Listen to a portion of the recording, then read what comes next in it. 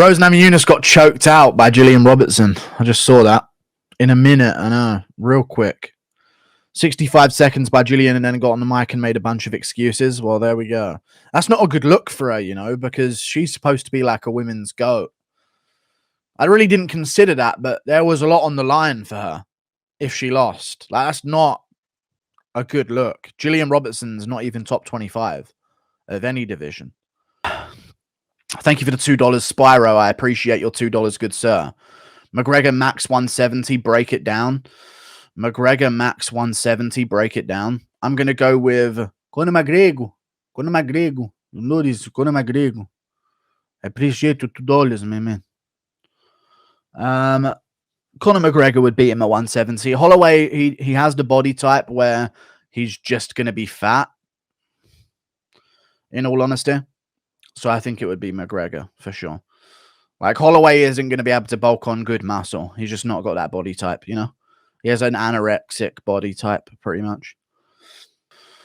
On O'Malley's earlier live stream, I commented how he had 1/3 of your live viewers and the bitch banned me. That's rough, dude. I've noticed his live viewers are like 200 or something like that. It's pretty rough for him. But that's okay. Max Holloway just doesn't have muscle, not a body type issue. No, like, I don't think he could ever bulk on muscle really well. You know? I don't think he could. He's not Volkanovski. Volkanovski's got the body type to where you can see him packing on some muscle. Holloway's very narrow as a person. So he just won't bulk on well no matter what, to be honest with you. Thank you for the $10. I appreciate your $5, Ben. I appreciate your $5, good sir. Me and Josh Thompson got into Twitter beef because I said Bellator has shit cam quality and he whines about the media too much. It was like a multi-tweet thread. Okay, well, there we go. There's a fucking hefty beef for you. Bellator does have shit quality. Not just, you shouldn't have said camera, though. You should have just said the fights are shit quality, the commentary shit quality. Like, they need to up their quality massively if they're ever going to be any kind of major player in the MMA game. Simple as that. They're shit by comparison. Look at top MMA fights of the year. You can go 100 down before you find a Bellator one. That's not an over-exaggeration. Thank you for the $10, Shield Yo Nuts. I appreciate your $10, good sir. Who you got, Prime Fedor versus Lesnar? Probably Fedor, you know. You know what I'll say? Fedor by armbar. Off bottom. To be honest with you. In his prime. Because Fedor's judo is really fucking underrated. Like, even if you think, oh, Lesnar would just ragdoll him, he's short and fat. Like, Fedor probably fucking hip toss him. If not, if he was on bottom, he's got really, really good flexibility with his hips. Like, he would find some kind of armbar off bottom. He found loads of them back in the day. Thank you for the $5, Low Plateau. I appreciate that, dude. Who would win, Jon Jones or Batman?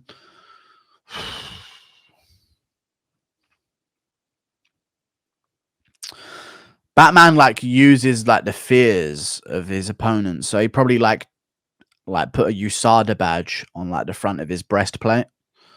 And it'd just make Jones crumble in front of him. So I go Batman with the weaponry. For sure. And the innovation. And plus Reyes beat Jones. Like, who the fuck is Jon Jones? You know what I mean? Thank you for the $5, Brandon Isabel. Does the UFC and USADA allow Conor to fight juiced to the gills when he returns? Would you be against it? Keep up the awesome work, Guru. I wouldn't be against. I would be against it, yeah. He's not allowed to fight juiced to the gills, dude. But one thing I will say, Brandon Isabel. I really hope McGregor comes back and wins.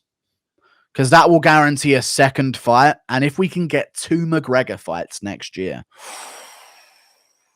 If we can get 2 McGregor fights next year, the UFC will be saved.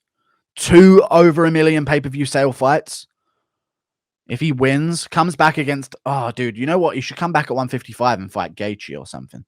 I wouldn't even care about Fiziev not getting a fight then. That would have been cool. What do you mean 2 Conor fights would save the UFC? Well, no one sells over 1 million pay-per-views in the UFC, and I don't even think Jones versus Ngannou would unless it has a strong undercard. So McGregor would definitely sell over 1 million pay-per-views against a right opponent. If McGregor comes back in against Masvidal with a good undercard, it's over 1.5 mil pay-per-view buys, maybe 1.5 mil. And that would just save the UFC, bring a bunch of attention. They can put all their upcoming stars on the undercard. And if he comes back again afterwards with a win, it's even better, mate. Even fucking better. Thank you for the $2, dude. Who should Yadong fight next? What's his ceiling? Song Yadong, eh? Probably Ricky Simone. I don't even mind that matchup. Yeah, Ricky Simone. Still got to be someone ranked. And I think he can be a champion, really. He's got really good counter wrestling. So I'd really like to see him against one of these upcoming wrestlers like Saeed or Umar or someone like that. You know? That'd be pretty cool. Let me try and find an opponent for him that's at least coming off a loss. I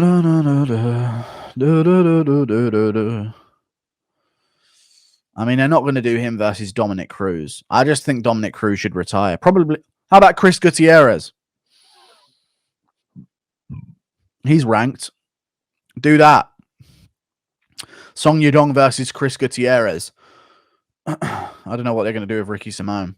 How about Marab versus Simone too? He needs to redeem that loss before we see him against anyone at the top. Thank you for the 3 months of membership. Why do you like Conor versus Jorge? Conor will lose. Conor versus Gaethje is optimal. Yeah, but like I like Conor versus Jorge because the build-up is good. There's going to be beef. Like Gaethje's dumb as fuck and he'll ruin the fight build-up and it won't have as much heated beef. But Masvidal's name, even though it's for bad reasons, is in the press right now. You know what I mean? So, but yeah, honestly, I'd rather the Gaethje fight. I just think the Masvidal one's way more likely to happen, to be honest with you. Way more likely to happen. Wonderboy versus Masvidal 2. Does it happen? Who wins it? Wonderboy would win a rematch against Masvidal, but it's a good matchup for Masvidal, so he would have a chance. I just think Wonderboy schools him. Schools him in that fight massively. Yeah. Masvidal has gotten worse since their first meeting, I reckon. I just think he got better matchups since their first meeting, to be honest with you, until recently, where he fought wrestlers again and obviously lost. Thank you for the 4 months of membership, Echo House. Prime Juiced Johnny Hendricks versus Hamzat. Fun banger. Does it leave in the first round? Does it leave the first round? How does it end? I reckon that could be a Chimaev back take, rear naked choke, but it also could be a fucking Johnny Hendricks sourced up KO, mate. You never know. Abu Khalil. Which country has the most untapped MMA potential? Untapped MMA potential.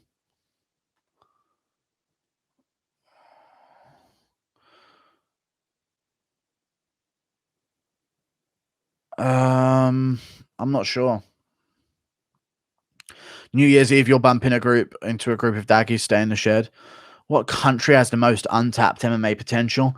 I mean, I guess if the Thais put their kids towards MMA rather than Muay Thai, they would have a bit of a better chance at making it happen. But I would say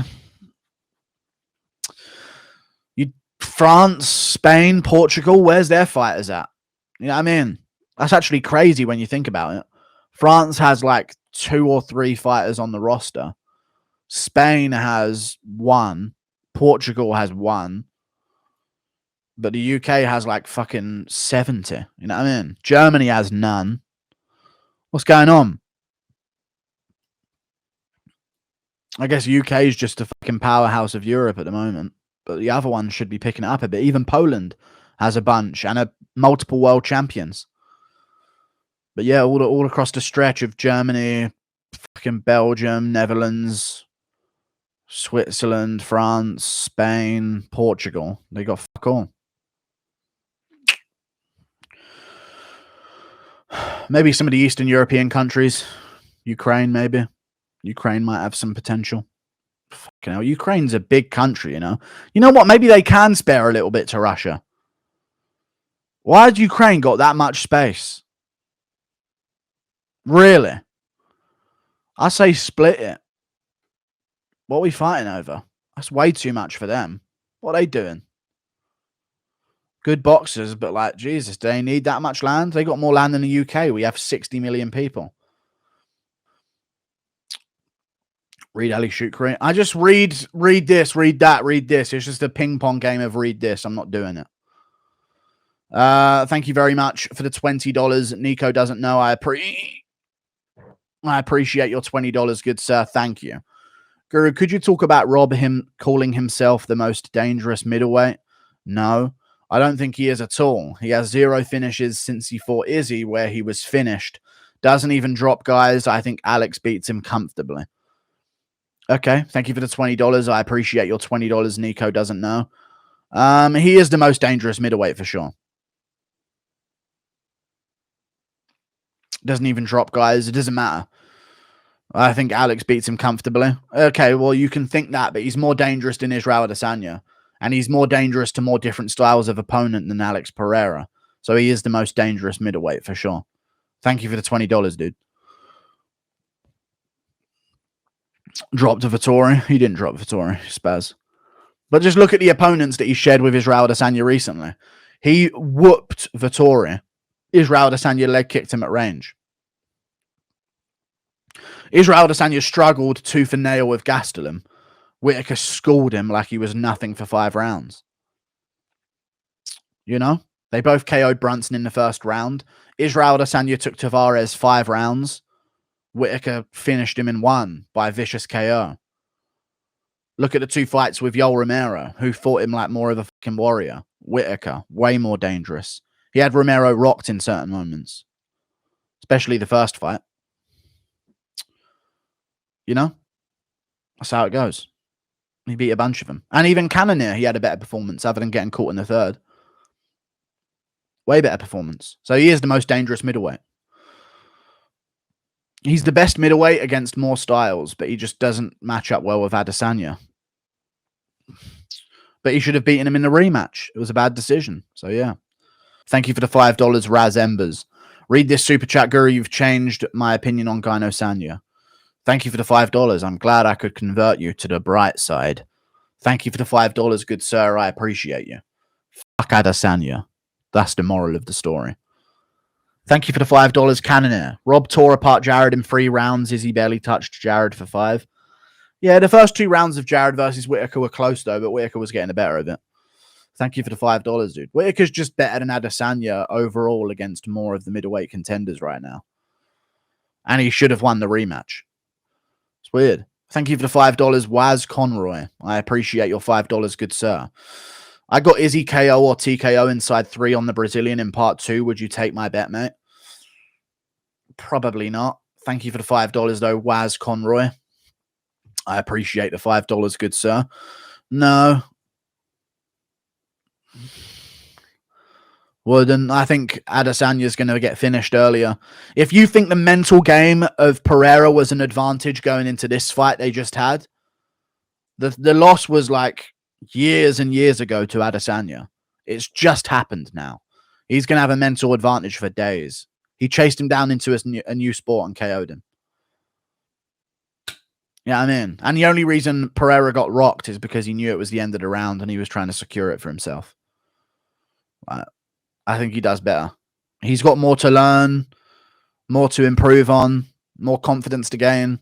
Although he's fought in kickboxing, Israel Adesanya has been the main event of a UFC pay-per-view so many times. This was literally Pereira's first big-time fight, which sounds crazy because of what he's done at K1, but a lot of the K1 fights he had were to no crowd. It was around that time. There was like barely anyone in the crowd, a couple of people here and there maybe. Like, well, there really ain't many crowds over there. So this was like his first big, massive moment. And he still won. Thank you for the $2, Trevor Phillips. I appreciate your $2, good sir. Who's the most disrespected champ in UFC history? I don't know. Most disrespected champ? Probably...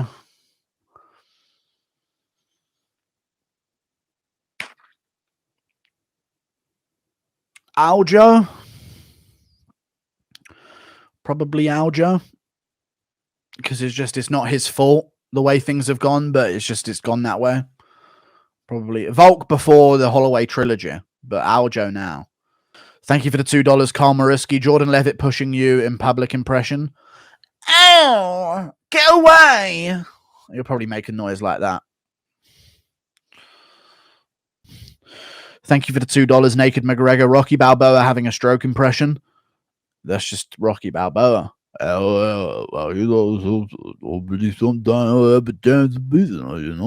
Just sounds like Weidman in 10 years. Yeah, maybe I took one too many punches. Thank you for the $10, Troy Hartung. How does Michael Johnson do against each fighter of the top 15 right now, and Conor McGregor too, since he's not in the top 15 anymore?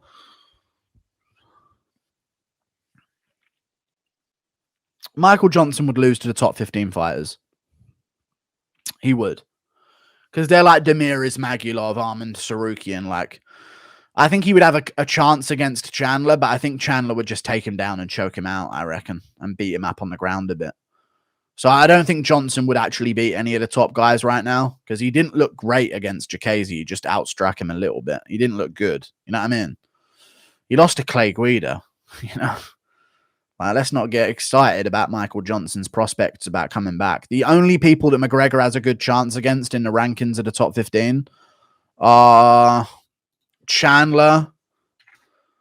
I don't think he ever beats Poirier, because I just think he'd be in his head too much. But I think he could have a chance against Chandler, a chance against Gaethje, because Gaethje's sloppy. I don't think he beats anyone else other than RDA. Maybe Dan Hooker.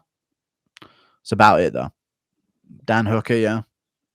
He'd have a chance against Oliveira. Surprisingly, more against the top contenders than 7 to 15s. Do a Till impersonation teaching Hamza how to throw a straight left hand. Right, what you have to do is always feint the left hand and then throw the straight left hand and then get taken down and subbed. I do like this, brother. You know I throw left. Yeah, but you haven't been taken down and subbed. What are you doing? Brother, you tell me straight left hand. Yeah, but to throw the straight left hand, you have to get taken down and subbed. What are your excuses, mate? Where's your 5 excuses I told you to do for homework, lad? There's more to it than the straight left, you know what I mean? Do Hamzat teach until takedown defense? Brother, the aim is to stay on your feet, brother. You mean I don't get taken down and subbed? No, brother. Who fucking tell you this? To grapple, brother. You takedown defense, you stay on feet, brother, and you strike. So give them me single leg and then land on me back and let him choke me out. He just doesn't understand how not to lose. Thank you for the $5, Eli St. John. I appreciate you. Just watched Yuri and Glover again a minute ago, probably in the top 5 fights of all time. Thoughts? It might be, you know. It definitely is in the top 10. So, yeah, it might be in the top 5. People really underrate how many like twists and turns that had, because they seem to think that Glover was just dominating, but Yuri had so many moments as well. It was fucking crazy. Font or Yanez, can't you see Font piecing him up when getting clipped? Can't you see Font piecing him up and then getting clipped? Yeah, I could see that, but like Yanez takes a lot of damage. He does take a lot of damage in fights, and like he's gonna get jabbed up by Font quite a bit, and he ain't got the longest of arms either, so I just think Font's going to bust him up, to be honest with you. Vera hits a lot harder than Yanez does, I think, and Davey Grant beat Yanez. He did. Fact, he did. Thank you for the $2, Princess Lioness. How would Rampage rank on your personality tier list? Dude, I was such a big Rampage fan back in the day.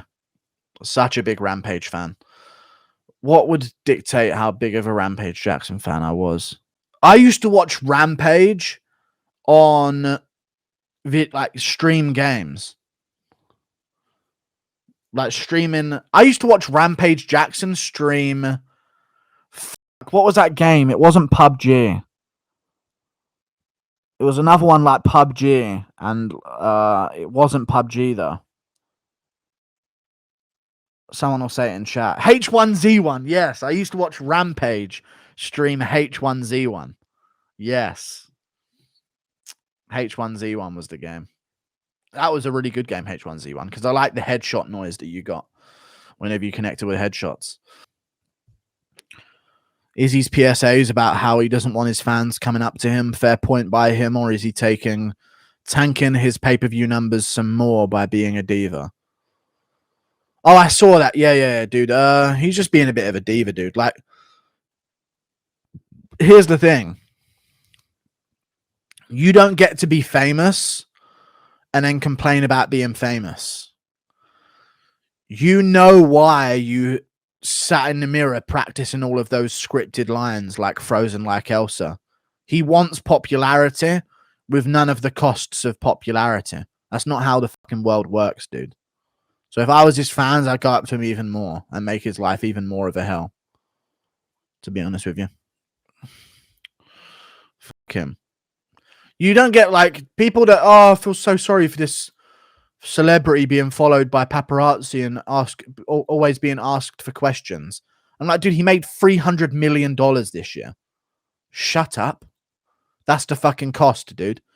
If honestly I get asked for pictures a couple of times a day when I'm out and about and I've got $300 million a year, I'll take it, dude. That's the point. There's a cost to everything. You don't just get all of the benefits of being famous. They want to be famous in the first place. Adesanya wanted to be famous. His whole career is built around being Mr. Popular. That's his whole personality type. But he doesn't want any of the fucking bad shit about it. You owe people to like take a picture with them. Although I wouldn't want to take a picture with people. But you don't have to say a public service announcement saying if you pursue asking for a picture, I'll feel threatened and act accordingly. Because you're not going to attack people. You're not a bad man. You know what I mean? Like he posted a video on his Instagram of him in cuffs. Like it's literally because he forgot knuckle dusters in his suitcase. And he's acting like he got fucking arrested for assault.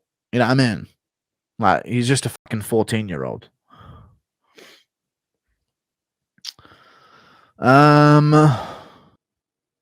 Tater's guilty, let's be real. He's guilty of something criminal in his life, 100%. But is the reason why they raided him because they had evidence of him being guilty of something? Or did they raid him to try and find evidence of him being guilty of something? That's the question. But he's definitely done some kind of crime in his life, for sure. Dude, he lives in Romania, owns casinos. You know what I mean? Like, he's done something. For sure he's done something. He lives in Romania. He owns multiple casinos. He was a pro kickboxer. Like, that scene is a dodgy scene anyway. You're normally, like, competing in casinos.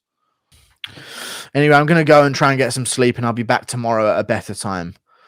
Goodbye, everyone. Toodle pip. See you. You guys say goodbye. See you tomorrow.